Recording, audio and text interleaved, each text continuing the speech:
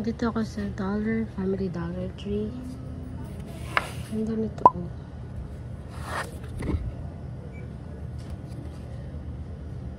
Placemat.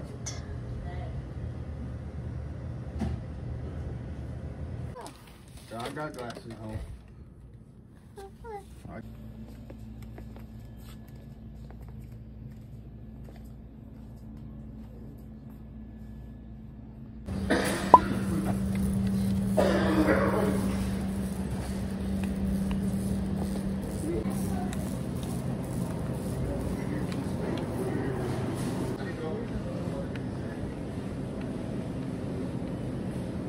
Ganda ng mga flowers, so cute naman ito, caramel apple.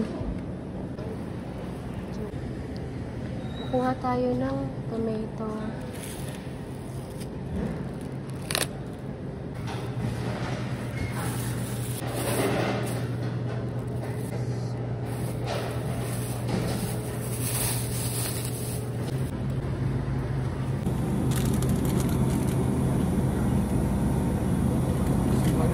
Garlic.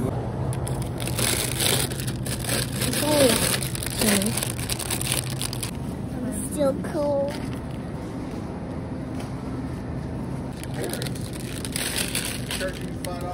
Meant for Then, we're going to get orange. Ito. Marami. vegetables are not meant for cold.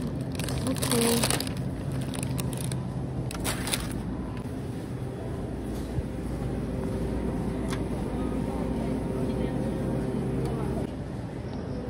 Kuha tayo guys ng plastic.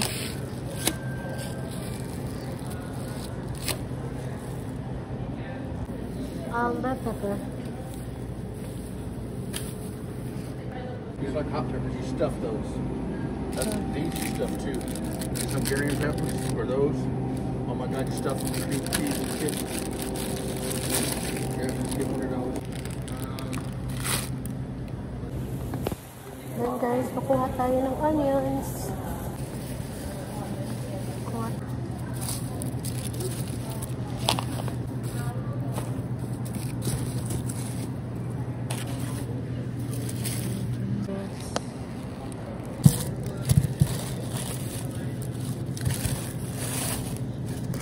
Onion. Kuha din tayo nitong saging.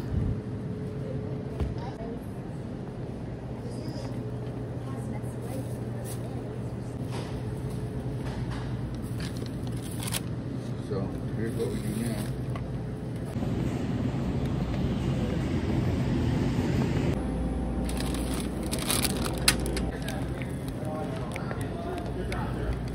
Chill. Do you need more lotion? We're not gonna get that one. Brownies. Gotta look on the paper and make sure. It's buy one, get one. Where did we see buy one get one? 2 of those. 2 of those here. You can buy one get one free. Trixie, give me one. I can give this to the school. Okay. Add one. Okay. How many wings we gonna get? 4? Yeah, 4.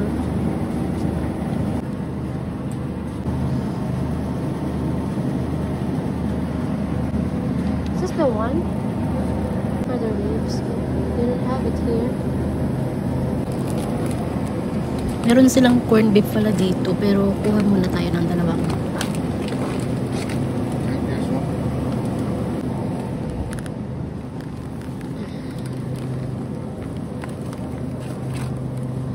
Okay. How much is that one? I think so. What's that, 11? Yeah, 11. 14. 14? Yeah. Okay, there we go. That should be that. Ito, kasi nakasale sila, kaya kumuha na kami nito. Tapos, buy one, take one din tong chicken wings, kaya kumuha na kami 4 packs. I like this one. That side.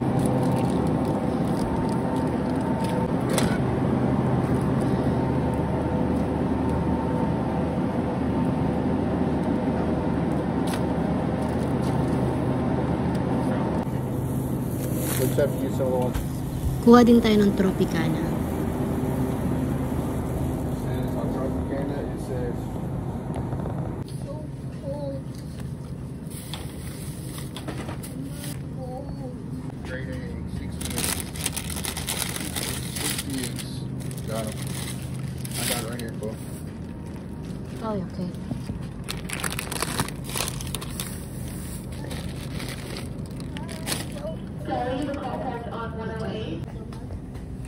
Kuha din tayo ng milk.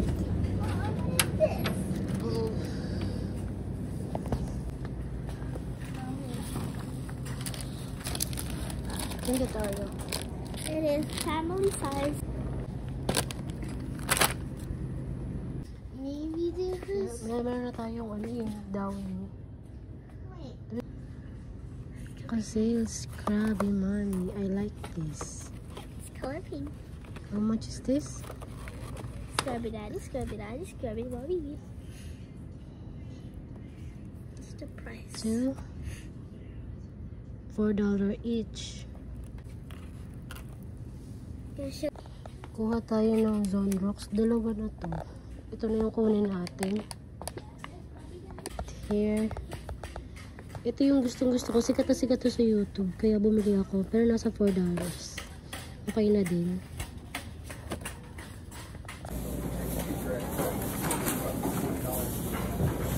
Wow.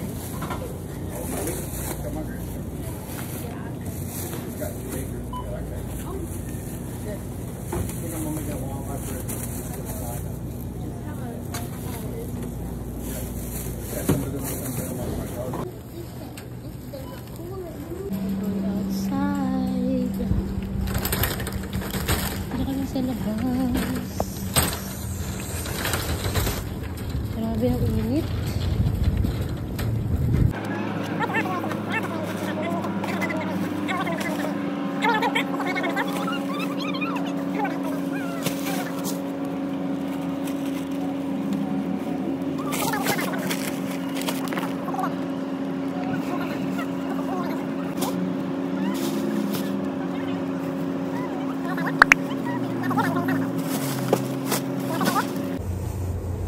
What do you think? You feel good? You want to go to school tomorrow?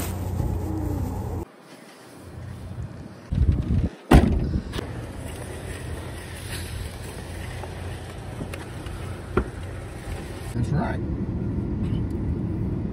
There could have been $1,000 in there or more. Don't care because it wasn't mine to take. Or less. Or less. It don't matter what was in it, it wasn't mine to take. Yours? Unless someone gives it to you or offers it to you, then sure. But if it's not yours and you find it,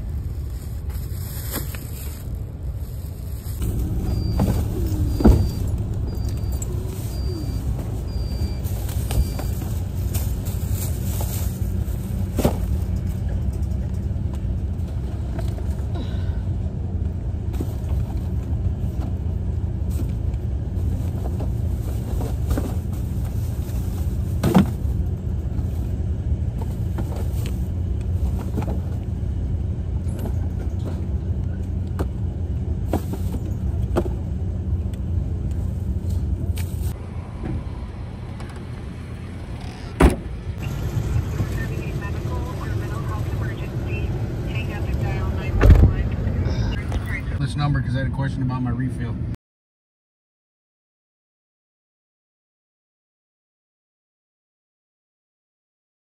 Nakauwi na kami ng bahay. So, ayan, medyo madami ka nabili ngayon. Ito yung nag-grocery namin ngayon. Kasi pumunta muna kami ng Family Dollar Tree. Tapos pumunta kami sa Kroger. Tapos pumunta din kami sa Walmart. Dahil wala kami nakita sa Kroger na cookie bites. Bumili kami niyan. Tapos kasi pang breakfast ng mga bata. Tapos iba pang kailangan dun sa Walmart. Hugasan ko muna yung mga gulay na nabili namin sa Kroger.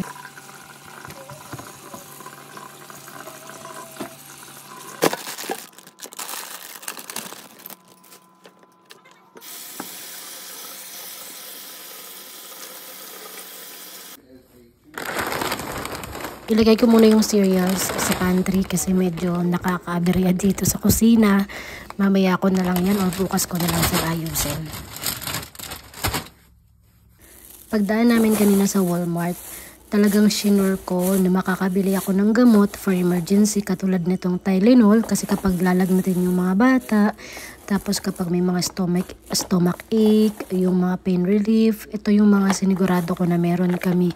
Kasi yun nga, kapag winter hindi ka masyado makakalabas, tapos sore throat, spray, effective yun. Tapos itong hand cream ko kasi yung itsura na talaga ng kamay ko, Diyos ko, pang matanda na talaga dahil kakahugas ng pinggan, tapos halo yung lamig at init. Pero okay lang din naman kasi effective naman yung cream. Ang gulo-gulo ng bahay namin. Skuday. Ilagay ko na pala yung gulay. Ilagay na din natin itong carrots.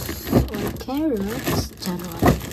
Hindi ko pa nalalagay yung bell pepper tsaka mga fruits, pero i-display ko na lang sa taas pag natapos ko na siyang i-wash. So, i-wash muna natin yung mga fruits.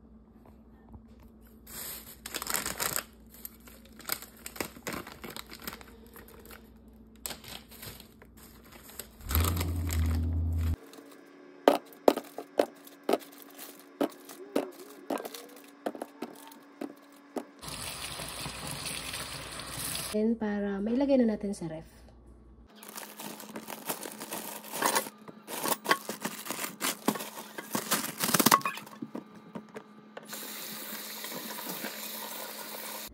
Ito naman yung ating grapes. Hindi ko pa mahugasan kasi parang tinatamad na ako maghuhugas ng mga prutas. Hindi ko muna siya ilalagay sa ref. Pero pwede naman siya actually hugasan kasi may mga butas-butas naman. Pero ilalagay ko muna siya sa maayos na lagayan. Nakabili na ako ng mga panglinis sa bahay. Tapos, nakita ko kasi sa YouTube, sikat na sikat tong Scrub Daddy. Ang ganda ng review. Ang daming bumibili sa online. Pero, nabibili naman ito sa Walmart or kaya sa Family Dollar Tree. Kaya bumili ako. Medyo mahal lang siya. Nasa $4 to $6. Pero ito kasi naka-sale. So, naka $3.88 tayo dito. Ito yung box niya. Yan. Ito yung gagamitin ko. Tapos, yung mga bottle, lalagyan ko ng baking soda or anything na para makaalis sa mga dumi sa bahay. Tapos, ito din, bumili din ako nitong scrub bodies. Tapos, itong gloves. Kapag maghuhugas ako at masakit yung kamay ko, magtatry ako maghugas, ay magtatry ako magsuot ng glove. Kumuha din ako nitong Miracle Cleaning Eraser. Maganda to pang cleaning sa toilet or kaya sa iba pang sink kasi super effective. Tapos, ito naman mga towel. Pwedeng pangpunas ko sa wall ng bahay. Tapos, yan. Nakabili din ako ng scrub. Itong scrub para pag sa CR, hindi siya masyado magagasgas yung mga tiles or pwede na nag-worry kayo kung magasgas. Ito kasi para siyang rubberized. So, tas medyo hard siya pero hindi makaka-apekto sa mga tires or sa kung saan mang pwede nyong i-brush itong pang brush.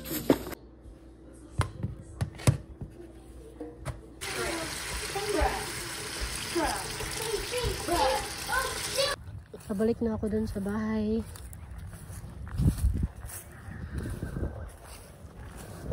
Lakad muna tayo dito. Ito pa may flag, hindi pa nila naubos.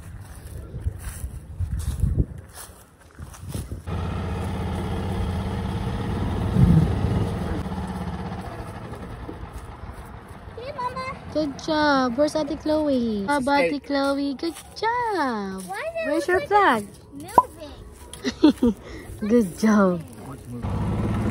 We're ready.